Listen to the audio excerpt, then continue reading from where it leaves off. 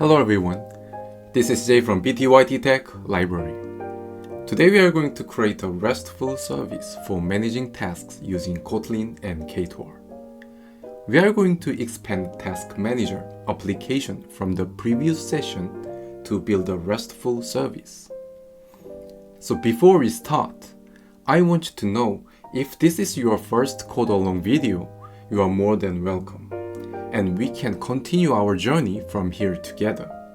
But if you want to revitalize how to handle requests and generate responses on Ktor, you are welcome to take a detour from the previous session to get here. If you're ready, let's code along.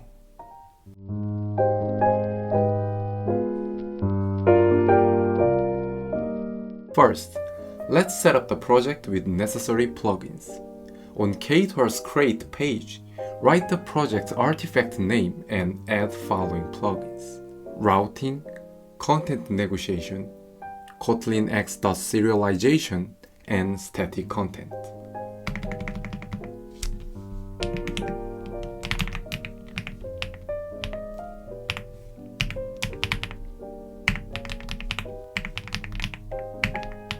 You can easily search the plugins that you need through plugin search bar.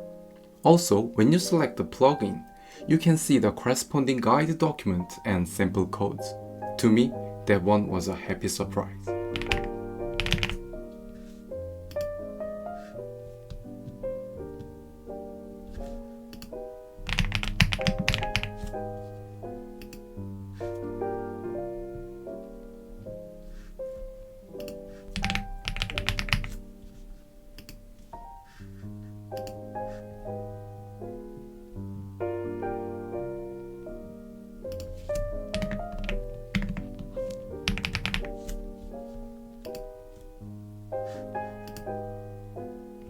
Once you have added the plugins, you will see all 4 plugins listed below the project settings. Click the download button to generate and download our Ktor project. Next, let's add some starter code. In our previous session, we implemented a task model inside a source, main, Kotlin, com, BTYT model package.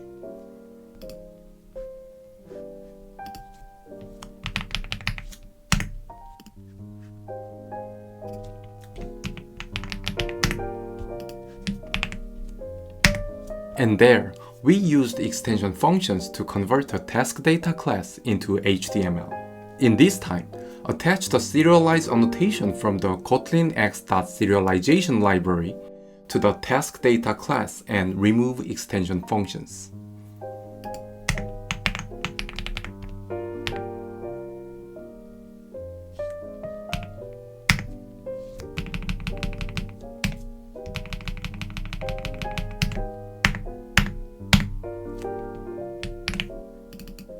Then open the routing.kt file and replace the existing code with the following implementation.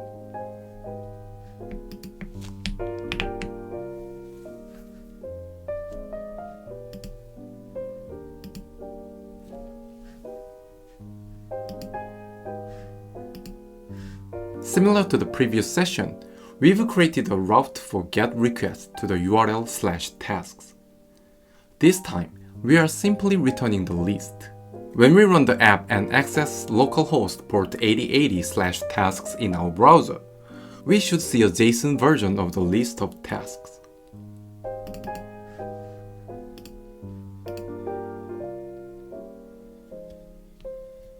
In case of your browser support pretty JSON format, you can see more organized structure of the JSON. Before we go further, let us briefly check in on the concepts of serialization and content negotiation.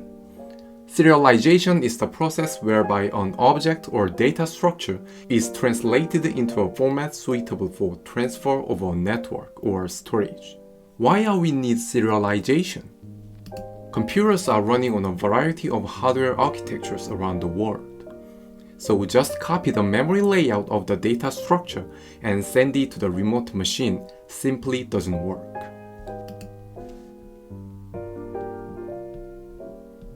Serializing the data structure in an architecture-independent format means preventing the problems of byte ordering, memory layout, or simply different ways of representing data structures in different programming languages. This process of serializing an object is also called marshalling an object in some situations.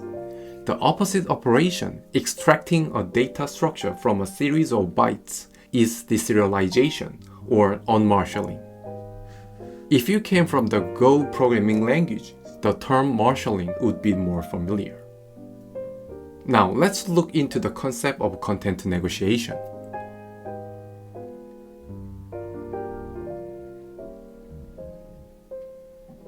In HTTP, content negotiation is the mechanism that is used for serving different representations of a resource to the same URI to help the user agent specify which representation is best suited for the user. In HTTP, the client signals which content types it can render through the accept header. The value of this header is one or more content types. In our case, it's application/JSON. The content negotiation plugin needs to find a format to send data back to the browser. If you look inside the generated code in the project, you will find a file called serialization.kt inside source Kotlin main com BTYT plugins, which includes the following.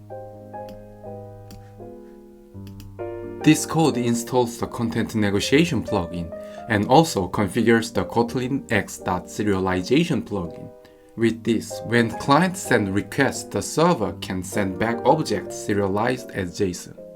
In the case of the Spring framework, the famous third-party library jackson-ObjectMapper does the trick.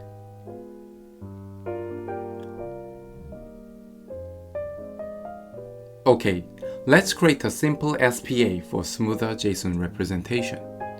Open the index.html file inside the source main resources static folder and implement the following.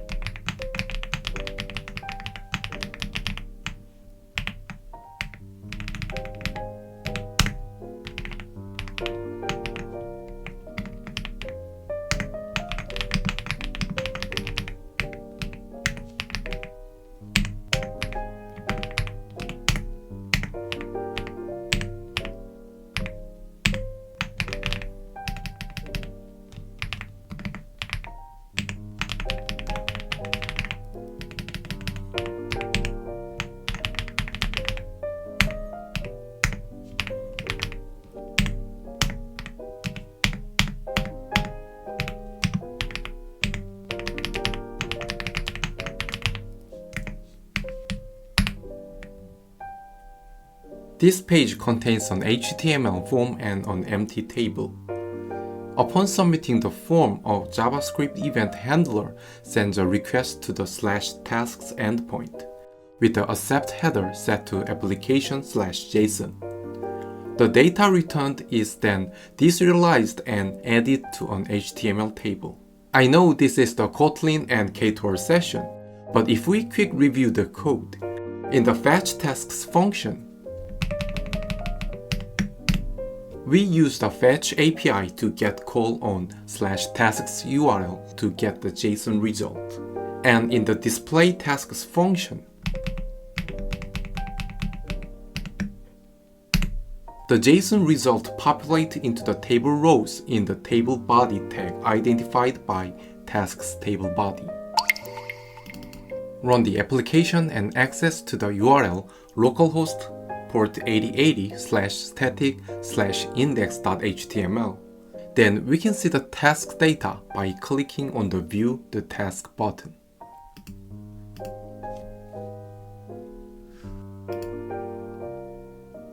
Alright, let's continue with implementing get-related functionality. Actually, about the task repository in the model package and routes for get requests, we can reuse it as it is from our previous session. So let's porting it into our package. Task repository.kt file inside the model package.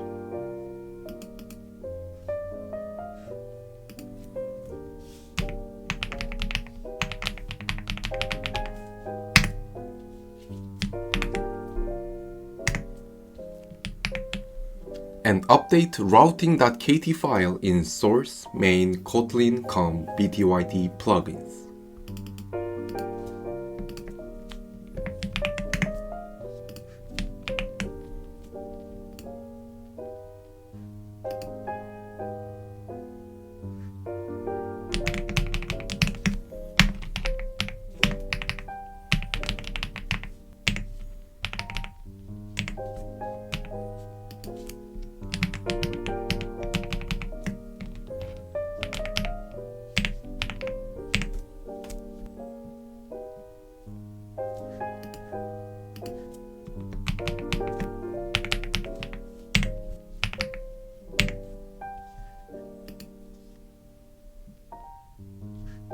With this, our server can respond to the following GET request. /tasks returns all tasks in the repository.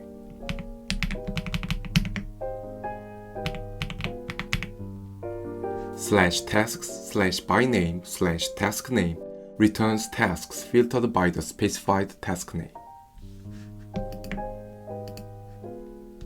/tasks/by priority/priority returns tasks filtered by the specified priority. After the porting, we run the application and access to localhost port 8080/tasks/by-priority/medium to see all the tasks with a medium priority displayed in JSON format.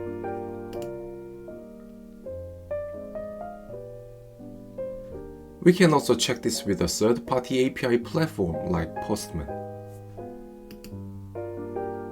Next, let's work on the post request. In our previous session, tasks were created through an HTML form. However, as we are now building a RESTful service, we are going to make a slight modification to the previous implementation of the post request to make use of the Kotlin Serialization framework.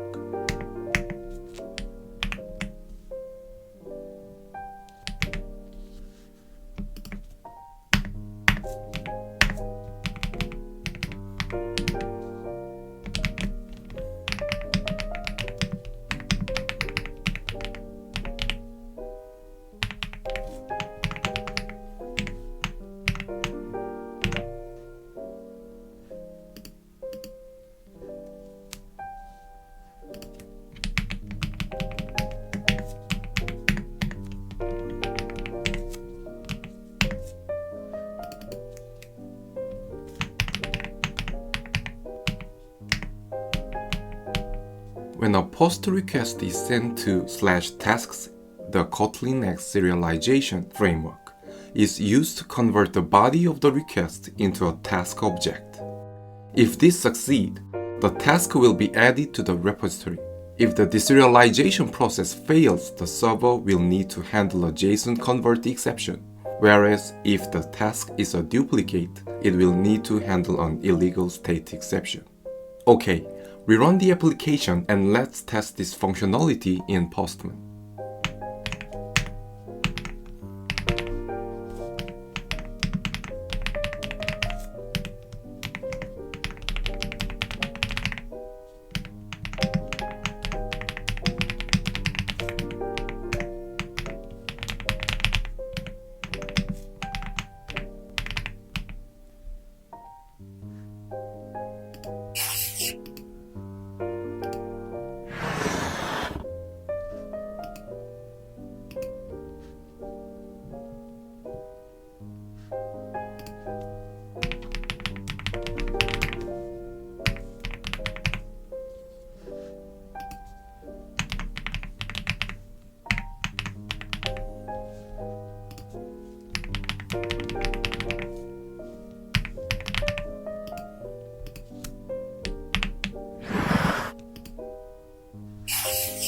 Good.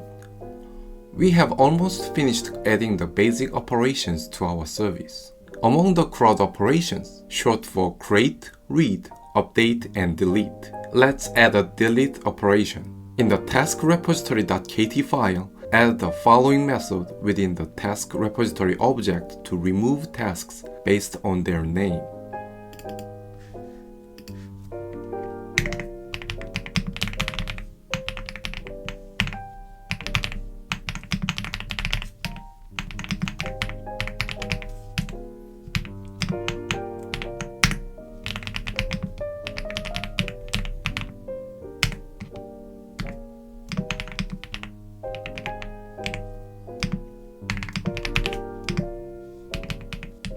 Open the routing.kt file and add an endpoint into the routing function to handle delete requests.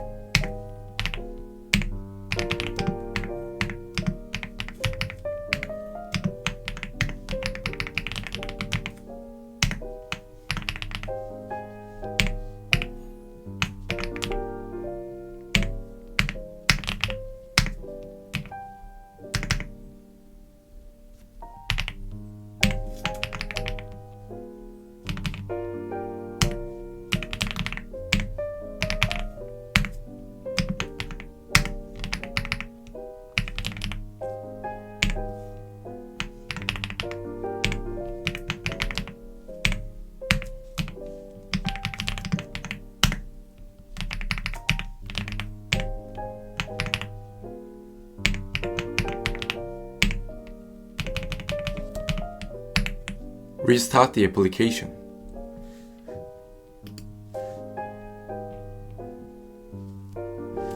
Okay, it's test time. We are going to delete the gardening task. First, let's get call to /tasks to check the gardening task is in the list. Next, let's call delete request to gardening in Postman.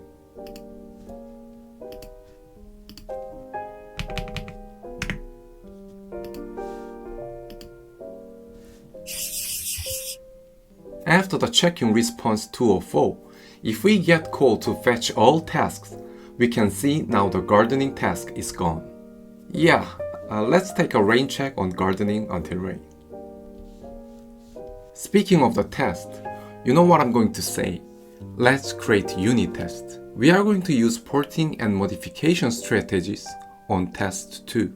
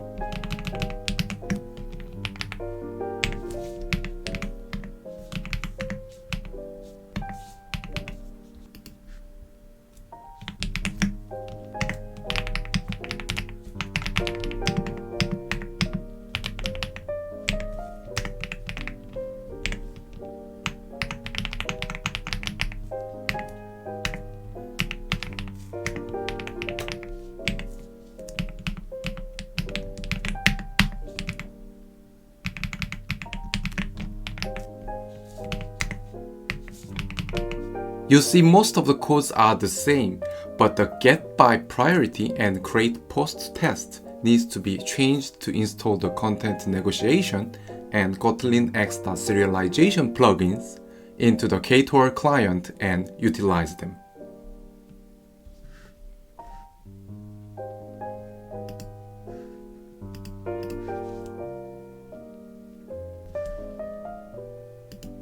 So far so good, but is it good enough? Let's think about the quality assurance point of view.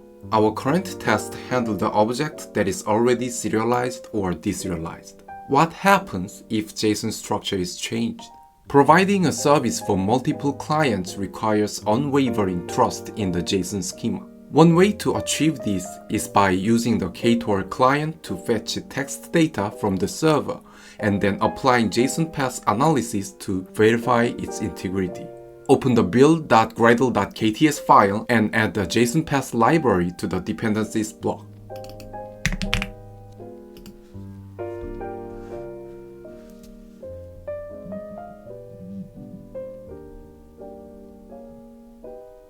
Navigate to the source test Kotlin com BTYT folder and create a new application JsonPath test.kt file.